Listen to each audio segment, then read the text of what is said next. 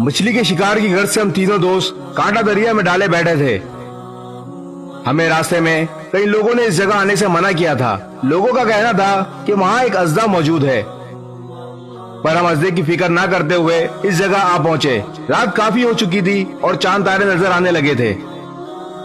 हमने एहतियात के तौर पर एक बंदूक अपने साथ ले ली थी। जैसे जैसे रात गुजरती गई, हम तीनों दोस्तों पर नींद तारी होने लगी और आखिरकार रात के एक पहर हम तीनों नींद की आगोश में चले गए। कुछ ही घंटों बाद मुझे अपने सीने पर सख्त दबाव महसूस हो रहा था। मेरी आंख खुली तो देखा एक अजदा मेरे जिस्म के गिर्द बल डालकर मुझे जकड़ा हुआ है। ये सब देखकर मेरी ऊपर की सांस ऊपर और नीचे की सांस नीचे ही रह गई।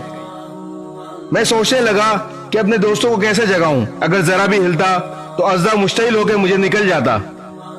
अचानक मेरे एक दोस्त की स्टिक हिलने लगी। शायद कोई मछली इसके कांटे में लगी थी। दोस्त की आंख खुल गई। मुझे बताने के लिए इसने मेरी तरफ देखा तो इसकी आंखें खौफ से फतरा गईं। इसने दूसरे दोस्त को उठाया। मेरे दोनों दोस्त मुझे इस हालत में छोड़कर आहिस्ता आहिस्ता दूर जाने लगे।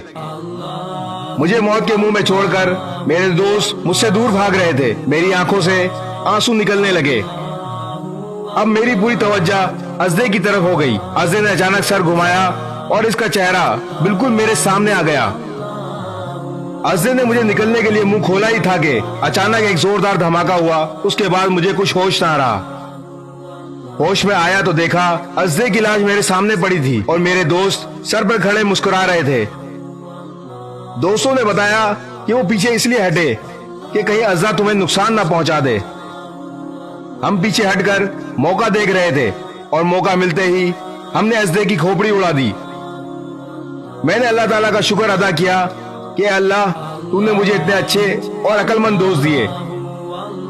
अच्छे, मुखलिस और वफादार दोस्तों का होना भी अल्लाह ताला की बड़ी नेमत है।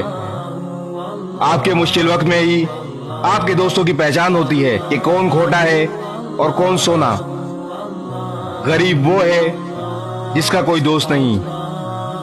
इस वीडियो को शेयर जरूर करें। हो सकता है आपके एक शेयर से ये बात किसी के दिल में उतर जाए।